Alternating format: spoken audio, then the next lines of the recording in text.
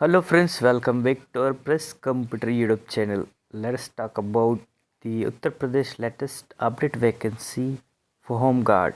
Home guard की vacancy update यहाँ पे हुई है और उत्तर प्रदेश के लिए दोस्तों यहाँ पे विज्ञापन जारी हुआ है उत्तर प्रदेश होम गार्ड के पदों के लिए। और यहाँ पे 18 नवंबर को ये जारी हुआ है दोस्तों। यहाँ पे आप देख सकते हैं, ये चीज़ अपडेट हुआ है। और यहाँ पे पीआरबी होम गार्ड के लिए यहाँ पे जो नोटिफिकेशन नंबर है वो जारी हुआ है।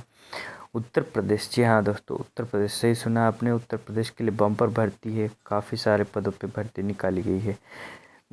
41,424 पदों रिक्त पदों पर हेतु ये जारी होना है। यहाँ पे होमगार्ड के पदों पर पदोन्नति करना है। यहाँ पे होमगार्ड मुख्यालय की तरफ से उत्तर प्रदेश लखनऊ से यहाँ पे जारी हुआ है। अब दोस्तों यहाँ पे आप देखेंगे पहले पे, अब दूसरा यहाँ पे देखते हैं तो रिक्त पदों पर एनरोलमेंट हुई है। होमगार्ड की ड्यूटी के लिए बुलाए जाने पर शासन द्वारा समय समय पर निर्धारित ड्यूटी भत्ता दिया जाएगा। वर्तमान प्रतिदिन ड्यूटी पर उपस्थित करने पर 600 रुपये ड्यूटी भत्ता सरकार द्वारा समय समय पर और महंगाई भत्ता निर्धारित करती है। तो यह है दोस्तों होमगार्ड के निम्न पदों पर भर्ती होना। अब यहाँ पे जैसे आप देखेंगे तो कहाँ कहाँ कितनी भर्ती है, तो आप आगरा में देखेंगे तो टोटल इतनी भर्ती होना है। फिरोज़ाबाद में आप देख सकते हैं। तो जहाँ से हैं आप वहाँ के लिए आप अप्लाई कर सकते हैं। जिस कैटेगरी में है उस कैटेगरी में आप अप्लाई कर सकते हैं फ्रेंड्स। और आप देख सकते हैं काफ़ी अधिक संख्या में जो भर्ती निकाली गई है, नंबर ऑफ भर्ती में total according to category wise आप अपना देख सकते हैं जिसमें अप्लाई कर सकते। और फ्रेंड्स कहाँ पे कौन सी जगह से है आप उस हिसाब से भी आप कर सकते हैं। बरेली, बदायूं, पीलीभीत, शाहजहाँपुर, इस प्रकार से आप जहाँ से भी है वहाँ से आप इसमें अप्लाई कर सकते हैं। यहाँ पे आप देखेंगे तो मेरठ से, इस प्रकार से आप देखेंगे मेरठ, गाज़ियाबाद, बुलंदशहर, बागपत। और यहाँ पे दोस्तों काफ़ी अच्छी वैकेंसीज़ हैं। यहाँ पे आप देख सकते हैं टोटल जो नंबर ऑफ़ वैकेंसीज़ आप देख सकते हैं यहाँ पे अकॉर्डिंग टू कैटेगरी वाइज यहाँ पे आप देख सकते हैं, चेक कर सकते हैं, डाल सकते हैं। जी हाँ दोस्तों, यहाँ पे आप जिस जगह से हैं, बिजनौर, रामपुर, मुरादाबाद, गौतम बुद्ध नगर, और जहाँ से हैं अयोध्या, बाराबंकी, सुल्तानपुर, अम्बेडकर नगर, अमेठी, चित्रकूट, जहाँ से हैं वहाँ के लिए आप इसमें अप्लाई कर सकते हैं। तो काफ़ी अधिक संख्या में यहाँ पे भर्ती निकाली गई है। अब दोस्तों यहाँ पे होमगार्ड के एनरोलमेंट हेतु जो आपको आरक्षण का विवरण यहाँ पे आपको दे दिया गया है। तो भूतपूर्व सैनिक के लिए आपको 5% का जो है कोटा मिलेगा। महिला के लिए 20% रहेगा यहाँ पे। और रिक्तियों की संख्या आप देखेंगे तो काफ़ी अधिक है अकॉर्डिंग टू आपका जो ज़िला है या फिर आपकी जो जगह है वहाँ से आप देख सकते हैं। आगरा से, फिरोज़ाबाद से टोटल नंबर ऑफ़ वैकेंसी आप देख सकते हैं। तो इस प्रकार से आपका जो रहने वाला है यहाँ पे आप देख सकते हैं एक एक करके। और यहाँ पे दोस्तों आप अपने जिस जगह से है वहाँ की जगह देखकर आप कितनी वैकेंसीज है उस हिसाब से आप अप्लाई कर सकते हैं, या फिर ज़्यादा है वहाँ से भी आप अप्लाई कर सकते हैं। कानपुर नगर से आपके 1947 पदों पे भर्ती होना है। ऐसे हरदोई से 1072 और सीतापुर से 927, रायबरेली से, इस प्रकार से आप देख सकते हैं जहाँ भी अधिक पद है वहाँ भी आप अप्लाई कर सकते हैं। तो पूरे उत्तर प्रदेश के लिए यहाँ पे बम्पर भर्ती यहाँ पे होमगार्ड के लिए होने वाली है और यहाँ पे आपको मौका मिल सकता है। तो फ्रेंड्स परीक्षा के पूर्व किसी भी समय रिक्तियों की संख्या परिवर्तन की जा सकती है, ये आपको बता दिया गया है। अब ये परिवर्तन हो सकती है। एनरोलमेंट की कार्रवाई किसी भी समय या एनरोलमेंट किसी भी कारण बताए निरस्त भी किया जा सकता है, लेकिन होना नहीं है, ये होना है, भर्ती होना है, एनरोलमेंट होना है। अब पात्रता की बात कर लेते हैं दोस्तों। पात्रता क्या रखी गई है, तो पात्रता की यहाँ पे शारीरिक व मानसिक दोष युक्त दिव्यांग व्यक्ति होमगार्ड के पदों पर एनरोलमेंट के लिए पात्र नहीं होगा। और होमगार्ड के लिए है तो आप जैसी बात है कि दिव्यांग लोग नहीं अप्लाई कर सकते हैं। आवश्यक है कि अभ्यर्थी उस जनपद का मूल निवासी हो। तो यहाँ पे आपको क्लियर कर दिया गया है कि आप जिस जगह से वहीं से अप्लाई करें, मूल निवासी वहीं का होना चाहिए। तो ये अच्छी बात है आपके लिए, आपको आपकी जगह के दूसरा व्यक्ति नहीं कर सकता है, तो ये भी अच्छी बात है दोस्तों। अब यहाँ पे उत्तर प्रदेश शासन के द्वारा शासनदेश संख्या में इस प्रकार से आपको दिनांक 16/11/25 के अनुसार जनपद के मूल निवासी प्रमाण पत्र के अतिरिक्त जनपद का डोमिसाइल प्रमाण पत्र भी मान्य होगा। तो ये आप देख सकते हैं फ्रेंड्स, यहाँ पे इस प्रकार से आपको क्लियर कर दिया गया है। टिप्पणी में स्पेशली आपको यहाँ पे बताया गया है, इट मीन्स वेरी इंपॉर्टेंट, और ये चीज़ आपको जानना जरूरी था। तो इस प्रकार से आप देखेंगे दोस्तों, आवेदन है तो महत्वपूर्ण दिशा निर्देश यहाँ पे सारणी दिया गया है। समय सारणी की बात कर लेते हैं तो यहाँ पे दोस्तों प्रारंभिक जो डेट है वो आपके 18 नवंबर से लगा के 17 दिसंबर तक आप अप्लाई कर सकते हैं। आवेदन शुल्क जमा करने की तिथि 17 दिसंबर तक है। आप जमा किए गए शुल्क का समावेशन आप वही 20 दिसंबर तक आप कर सकते हैं, यदि छूटते हैं तो एक आध दिन, और इस प्रकार से आप कर लेना है। जल्दी से जल्दी अप्लाई कर लेना है ताकि बाद में सर्वर का इश्यू न आए।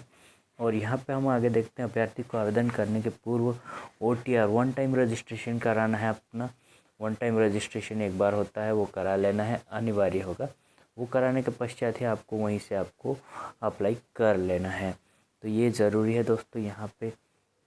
और आगे देखते हैं तो जनपदवार विज्ञप्ति पदों पर चयन आरक्षित नीति दृष्टिगत अभ्यर्थी के लिए निम्नलिखित परीक्षा में प्राप्त अंकों के उदमदयता के अंतर्गत प्राप्त अंकों के योग श्रेष्ठता क्रम के आधार पर किया जाएगा। तो जिस आप जनपद जिस ज़िले से हैं, वहाँ जिस जगह से हैं, वहाँ आप आरक्षित वर्ग में हैं तो आपको वहाँ से आपको मिलेगा और उसी से आपको वो फ़ायदा मिलने वाला है। सामान्य EWS अन्य पिछड़ा वर्ग के लिए आपको 400 रुपीज़ आपकी फ़ीस लगनी है। अनुसूचित जाति जनजाति के लिए 300 लगने हैं। तो ज़्यादा फीस भी नहीं है। आवेदन शुल्क की बात होगी यहाँ पे। एनरोलमेंट के लिए यह आवश्यक है कि भारत का नागरिक हो। ठीक है, सबसे पहली बात तो ये आपको देखना है। भारतीय उद्यम का ऐसा व्यक्ति हो जिसने भारत में स्थायी निवासी करने के अभिप्राय से पाकिस्तान, म्यांमार, श्रीलंका या अन्य किसी अफ्रीका के केन्या वहाँ से नहीं हो तो आप इसमें नहीं कर पाएंगे। तो ये बातें हैं, कुछ चीज़ें और भी चीज़ें हैं यहाँ पे। ऐसे अभ्यर्थी को जिनके मामले में पात्रता का प्रमाण पत्र आवश्यक हो किंतु वह न हो जारी किया गया हो और न देने से इनकार किया गया हो, किसी परीक्षा में सम्मिलित किया जा सकता है और उससे इस शर्त पर अंतिम रूप से एनरोलमेंट भी किया जा सकता है कि आवश्यक प्रमाण पत्र आपके द्वारा निर्धारित समय सीमा पर प्राप्त कर लिया जाएगा। तो आपके पास नहीं है प्रेजेंट में तो आप अप्लाई करें और बाद में भी आप इसमें दे सकते हैं, ये आपको बताया गया है। अब यहाँ पे सबसे पहली बात दोस्तों, योग्यता क्या है, मतलब मेन चीज़ जो शैक्षणिक योग्यता क्या होनी चाहिए। होमगार्ड के एनरोलमेंट है तो अभ्यर्थी की शैक्षणिक योग्यता भारत में किसी विधि द्वारा स्थापित बोर्ड द्वारा 10वीं कक्षा उत्तीर्ण अथवा उत्तर प्रदेश सरकार मान्य से आपका अर्हता होनी चाहिए। तो 10वीं पास ही यहाँ पे मांगा गया है। माध्यमिक शिक्षा मंडल उत्तर प्रदेश से हो या फिर कहीं से भी आपका होना चाहिए तो स्वीकार किया जाएगा। आवेदन करते समय अभ्यर्थी की अपेक्षित शैक्षणिक अर्हता आधारित करनी होगी तथा उनके अंक तालिका अथवा प्रमाण पत्र आवेदन के साथ प्रस्तुत करना अनिवार्य होगा। कक्षा 10वीं परीक्षा सम्मिलित हुए अपियर अथवा सम्मिलित होने वाले अभ्यर्थी पात्र नहीं होंगे। यदि आप एग्ज़ाम दिए हैं तो आप नहीं कर सकते हैं। आप क्वालिफाइड है मतलब पास आउट है तो ही आप अप्लाई कर सकते हैं। तो ये भी आपको यहाँ पे क्लियर कर दिया गया है।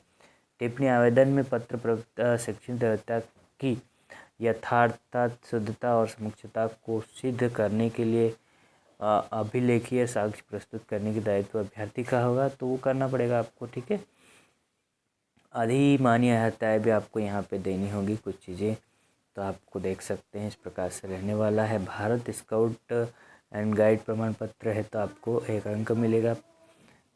C में है तो आपको 3 मार्क, B में है तो 2 मार्क, A में है तो 1 मार्क मिलेगा। इस प्रकार से आपका स्काउट गाइड का है तो भी आपको 1 मार्क्स मिल जाएगा यहाँ पे। तो इस प्रकार से आप देख सकते हैं। और भी चीज़ें, आयु सीमा की बात कर लेते हैं फटाफट से। तो 1/7/25 से कम में आपका मतलब 18 आपकी उम्र होना चाहिए एंड 30 अधिक होना चाहिए, 30। तो इस प्रकार से आपको जो है समय आपका दिया गया है इस प्रकार से।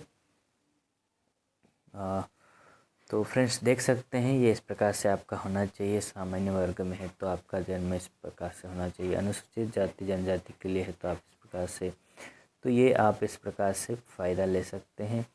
चरित्र, अभ्यर्थी का चरित्र ऐसा होना चाहिए कि वो होमगार्ड के लिए एनरोलमेंट है तो सभी प्रकार के उपयुक्त हो और नियुक्ति प्राधिकरण द्वारा इस संबंध में स्थापना समाधान किया जाएगा।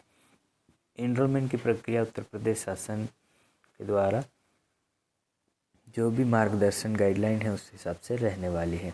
अब परीक्षा जो होनी है एग्ज़ाम, ऐसा अभ्यर्थी जिनके आवेदन सही पाए जाएंगे उनके लिए लिखित परीक्षा सम्मिलित होनी है। अपेक्षा की जाएगी कि इस लिखित परीक्षा में निम्न विषय में एक वस्तुनिष्ठ प्रकार का प्रश्न पत्र होगा। सामान्य ज्ञान रहेगा 100 अंकों का, 2 घंटे का पेपर रहेगा। प्रत्येक प्रश्न के 1 अंक निर्धारित होंगे। तो लिखित परीक्षा में 25% से कम अंक प्राप्त करने वाले अभ्यर्थी एनरोलमेंट के लिए पात्र नहीं होंगे। तो आप देख सकते हैं इस प्रकार से आपकी जो प्रोसेस रहने वाली है। तो फ्रेंड्स लिखित परीक्षा 2 घंटे की 120 मिनट का होगा, जिसमें प्रश्नों की संख्या 100 होगी तथा अंक 100 होंगे। प्रत्येक प्रश्न के लिए 1 अंक निर्धारित किया गया है। आप देख सकते हैं। और भी चीज़ें यहाँ पे अपना समझ में नहीं आ रहा है तो आप इस वेबसाइट पे जाके चेक कर सकते हैं और हमारे से कमेंट में पूछ सकते हैं। बाकी चीज़ों के लिए यहाँ पे आपको पूरी डिटेल में जानकारी बता दी गई है। होमगार्ड की भर्ती के लिए विज्ञप्ति यहाँ पे updated latest vacancy. Thank you for watching. फिर मिलेंगे न्यू वीडियो, न्यू अपडेट और न्यू वैकेंसी के साथ। Thank you and good bye.